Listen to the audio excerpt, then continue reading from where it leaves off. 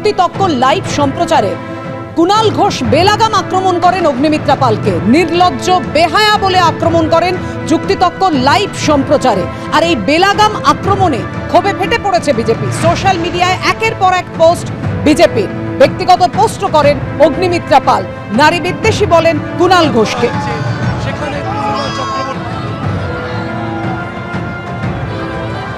মহিলাদের অসম্মানের অভিযোগে বিজেপির একের পর এক আক্রমণ।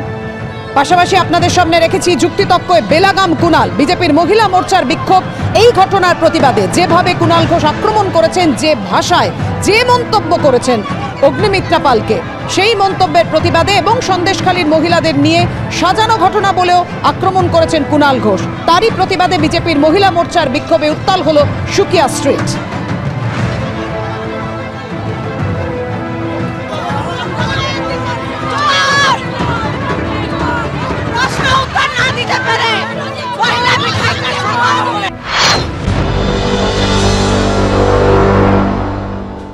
টিএমসি স্পোক্সপারসন কুণাল বাবু কালকে আপনাদেরই একটি চ্যানেলের লাইভ শোতে সেখানে আমাকে বলেন নির্লজ্জ বেহায়া। আমি একজন বিধায়িকা, সেটা তো ছেড়েই দিলাম, আমি একজন মহিলা, পশ্চিমবঙ্গের একজন মহিলা। মা দুর্গা, মা কালী, মা সরস্বতীকে যেখানে পুজো করা হয়, সেখানে ওপেন প্ল্যাটফর্মে, পাবলিক ফোরামে তিনি আমাকে বলছেন নির্লজ্জ বেহায়, এবং তার পাশে তার টিএমসির নেত্রী কাকলিদি বসে আছেন, মুচকি মুচকি হাসছেন। এই সংস্কৃতি, এই কালচার, এই অপসংস্কৃতি আমরা আজকে টিএমসির কার্টেসি টিএমসি আমরা বয়ে চলেছি, বহন করে চলেছি। আমি কিন্তু নিজের বিষয়ে কনসার্ন নয়, কারণ আমার অপমান সমস্ত মহিলাদের অপমান, তারা আজকে বিক্ষোভ করছে। কিন্তু আমার চিন্তা কি জানেন?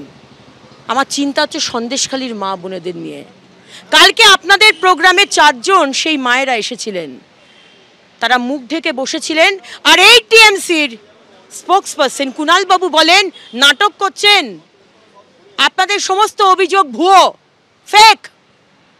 আপনারা রাস্তায় প্রতিবাদ যখন করতে নামেন তখন তো আপনাদের মুখে কাপড় থাকে না, আর এখন ক্যামেরার সামনে নাটক করতে এসেছেন মুখে কাপড় দিয়ে।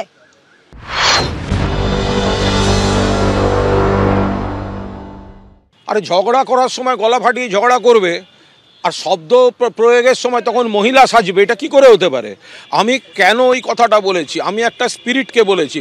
অগ্নিমিত্রা পালও জানেন, ওনার পেশাদারি দক্ষতাকে আমি যে শ্রদ্ধা করি, সেটা অগ্নিমিত্রা পালও খুব ভালো জানেন।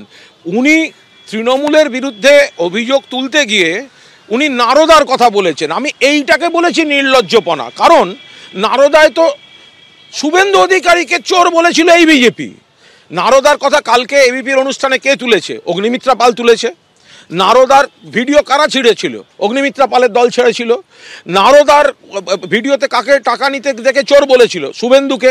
সিবিআই চেয়েছিল শুভেন্দুর, সিবিআই এফআইআর করেছে শুভেন্দু পালাতে বিজেপিতে গেছে। আর কাল সেই শুভেন্দুর সঙ্গে অগ্নিমিত্রা পাল সন্দেশখালীতে গিয়ে বড় বড় কথা বলছেন। আমি এই গোটা জিনিসটাকে নির্লজ্জ বেহায়াপনা বলেছি। এর সঙ্গে মহিলাদের সম্মান অসম্মানের কোনো সম্পর্ক নেই।